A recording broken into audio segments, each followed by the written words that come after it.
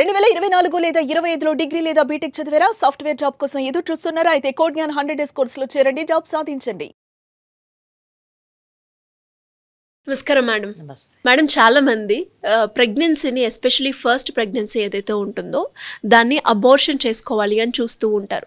అలా చేసుకోవడం వల్ల ఫిజికల్గా కావచ్చు, బయాలజికల్గా కావచ్చు, వాళ్ళ బాడీలో, మైండ్లో ఏ రకంగా చేంజెస్ వచ్చే అవకాశం ఉందంటారు? దానివల్ల నెక్స్ట్ ప్రెగ్నెన్సీ ప్లాన్ చేసేటప్పుడు దీని ఇంపాక్ట్ ఏ విధంగా ఉంటుంది మ్యామ్? ప్రెగ్నెన్సీ కంటిన్యూ చేయాలా లేదా అబార్షన్ చేయించుకోవాలా అనేది ఇండివిజువల్ డెసిషన్. అది 100% ఆ ప్రెగ్నెంట్ లేడీకి she has a right to take the decision. ఏ గైనకాలజిస్ట్ అయినా పేషెంట్ డెసిషన్ రెస్పెక్ట్ చేస్తాము. కానీ ఈ సందర్భంగా కొన్ని విషయాలు వాళ్ళకి తెలిసి ఉండటం అవసరం అని నేను భావిస్తున్నాను. ఏంటంటే ఎందుకంటే ఏ డెసిషన్ తీసుకున్నా ఇన్ఫార్మ్డ్ డెసిషన్ తీసుకోవాలి. అంటే విషయాలన్నీ అర్థం చేసుకుని, దాని సాధక బాధకాలు అన్నీ అర్థం చేసుకుని, వాటి యొక్క కాన్సిక్వెన్సెస్ ఏమొస్తాయో దాన్ని కూడా అర్థం చేసుకుని డెసిషన్ తీసుకుంటే తర్వాత వాళ్ళకి రిగ్రెట్ రేట్ ఉండదు. ఒక అబార్షను సపోజ్ ఫర్ ఎగ్జాంపుల్ 9 వారాల దాకా మనం ట్యాబ్లెట్లు ఇవ్వచ్చు అబార్షన్ అవ్వటానికి. సో చాలామంది ఏమనుకుంటారు, ట్యాబ్లెట్లే కదా, it's a very easy procedure, వేసేసుకున్న తర్వాత అబార్షన్ అయిపోతుంది, పెద్ద సింపుల్గానే అయిపోతుంది కదా అని అనుకుంటారు. కానీ ఇక్కడ 2-3 థింగ్స్ మనం గుర్తుపెట్టుకోవాల్సింది ఏంటంటే, 9 వీక్స్ లోపు అబార్షన్ ట్యాబ్లెట్లు తీసుకున్నా కూడా 85% to 90% కంప్లీట్ అబార్షన్ అయ్యే ఛాన్సెస్ ఉంటాయి. 10% విమెన్కి కొన్ని ప్రోడక్ట్స్ మిగిలిపోయే అవకాశం ఉంటుంది. అంటే దాన్ని ఇన్కంప్లీట్ అబార్షన్ అంటాం. ఎందుకంటే ఈ ట్యాబ్లెట్స్కి 100% విమెన్కి అంటే 100% ఆఫ్ ద టైం అబార్షన్ చేసే కెపాసిటీ లేదు. కాబట్టి సో 100 మందికి ఇచ్చాము, 90 మందికి అబార్షన్ అయింది, 10 మంది మిగిలారు. ఆ 10 మందికి అబార్షన్ ట్యాబ్లెట్ ఇచ్చిన 15 రోజుల తర్వాత స్కానింగ్కి రమ్మని అందరికీ చెప్తాము. వాళ్ళలో 90 మందికి ప్రోడక్ట్స్ ఏమి లేవు, ఇంకా ప్రాసెస్ కంప్లీట్ అయిపోయిందని చెప్తాము. ఈ 10 మందికి కొన్ని పీసెస్ ఉంటాయి. సో వీళ్ళకి ఏం చేయాలి? వీళ్ళకి మళ్ళీ రిపీట్ ప్రొసీజర్ చేయాలి. అంటే మత్తిచ్చి గర్భసంచి క్లీన్ చేసే ప్రొసీజర్ అడ్వైస్ చేస్తాము. సో మత్తు ఇచ్చినప్పుడు మత్తు యొక్క ఎంత సేఫ్గా ఇచ్చినా ఎన్నో కొన్ని కాంప్లికేషన్స్ ఎవరో ఒకరికి జరిగే అవకాశం ఉంటుంది. సో అనస్థీసియా కాంప్లికేషన్స్ ఉండొచ్చు. లేదా ప్రొసీజర్ చేసేటప్పుడు అదొక బ్లైండ్ ప్రొసీజర్, మనం అల్ట్రాసౌండ్ గైడెన్స్తో చేస్తాము. చేసినా కూడా ఒక్కొక్కసారి ఏదన్నా ఒక పీస్ అతుక్కోపోవటం కానీ, లేకపోతే చేసే ప్రక్రియలో గర్భసంచి లోపల పొర డెలికేట్గా ఉంటుంది చాలా, అది దెబ్బతినటం కానీ, తర్వాత ఇన్ఫెక్షన్ రావటం కానీ, బ్లీడింగ్ రావటం కానీ, లేకపోతే ఒక్కొక్కసారి మనకు ఆ ఇన్ఫెక్షన్ కూడా గుర్తుపట్టకుండా నెక్స్ట్ ట్యూబ్స్ అనేది ఓపెనింగ్స్ మూసుకుపోయి సెకండ్ టైం ప్రెగ్నెన్సీ నిలవటం ఇబ్బంది కావటం కానీ జరగచ్చు. సో ఇది గుర్తుపెట్టుకొని ఉండాలి. తర్వాత అబార్షన్ ట్యాబ్లెట్ల వల్ల ఏమవుతుంది? ట్యాబ్లెట్లు వేసుకున్న తర్వాత all India institute of medical sciences వాళ్ళు ఒక స్టడీ చేశారు. ఆ స్టడీలో వాళ్ళు ఏం తేల్చారంటే 95% విమెన్లో అబార్షన్ పిల్స్ వేసుకున్నాక 4 అవర్స్కి హెవీ బ్లీడింగ్ అయినట్టు వాళ్ళు స్టడీస్లో గమనించారు.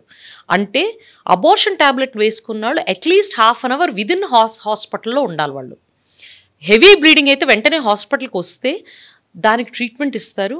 ఒకవేళ ఒక్కొక్కసారి అవసరమైతే బ్లడ్ ట్రాన్స్ఫ్యూషన్ కూడా ఇవ్వాల్సి వస్తుంది, లేకపోతే వాళ్ళు విపరీతమైన బెడ్ లాస్ షాక్లోకి వెళ్ళే అవకాశం ఉంటుంది.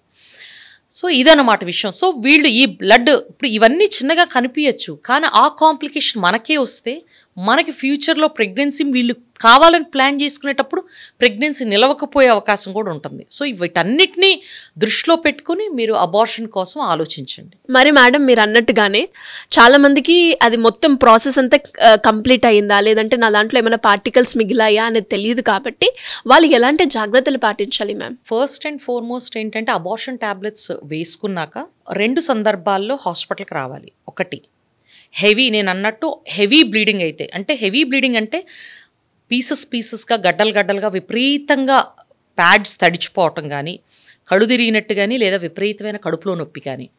అంటే అబార్షన్ ప్రాసెస్ వల్ల గర్భసంచి ఏం చేస్తుంది? పిండం యొక్క పిండాన్ని బయటికి తోయటానికి ట్రై చేస్తుంది. ఆ ట్రై చేసే క్రమంలో గర్భసంచి సంకోచ వ్యాకోచాల వల్ల కడుపు నొప్పి విపరీతంగా వస్తుంది. సో ఈ పెయిన్ ఎక్కువ ఉన్నా, హెవీ బ్లీడింగ్ ఉన్నా హాస్పిటల్కి రావాలి. ఇది ఫస్ట్ కండిషన్. సెకండ్ కండిషన్ ఏంటి? అస్సలు బ్లీడింగ్ అవ్వదు కొంతమందికి. ఇది 4 to 5% పేషెంట్స్లో జరుగుతుంది. అంటే ట్యాబ్లెట్లు వాడారు కానీ బ్లీడింగ్ ఏం కనపడలా. వీళ్ళు కూడా హాస్పిటల్కి వెళ్ళాలి. ఎందుకంటే ఈ అబార్షన్ పిల్స్ వేసుకున్న తర్వాత ఇంకా ప్రెగ్నెన్సీ కంటిన్యూ చేయడం సాధ్యం కాదు. అవి టెరటోజెనిక్, అంటే పిండానికి హాని కలిగించే ట్యాబ్లెట్లు.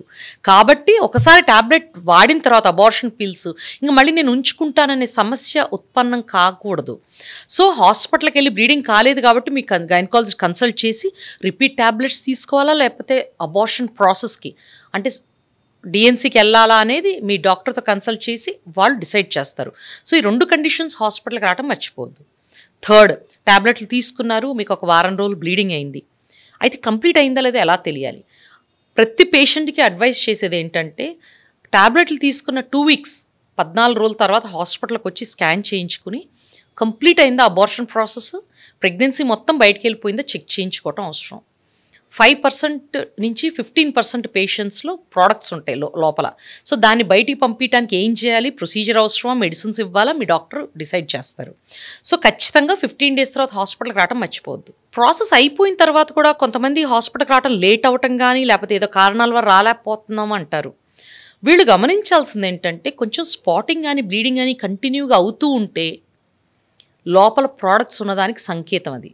ఎందుకంటే ప్రోడక్ట్స్ లోపల ఉన్నాయి కాబట్టి అవి చెప్తూ ఉంటాయి మనకి, నేనున్నాను లోపల, అందుకే అవి ట్రై చేస్తుంటాయి బయటికి వెళ్ళటానికి, బయటికి వెళ్ళలేవు. కాబట్టి కొద్ది కొద్దిగా డైలీ స్పాటింగ్ అవుతుంది. యూరిన్ వెళ్ళినప్పుడు అవటం కానీ లేకపోతే కొద్దిగా ప్యాడ్లు అంటటం కానీ జరుగుతుంది. సో ఈ కంటిన్యూస్ స్పాటింగ్ నార్మల్ కాదు. ఇది స్పాటింగ్ ఉన్నప్పుడు ఖచ్చితంగా మీరు హాస్పిటల్కి వెళ్ళటం డిలే చేయొద్దు. Thank you ma'am. Thank you.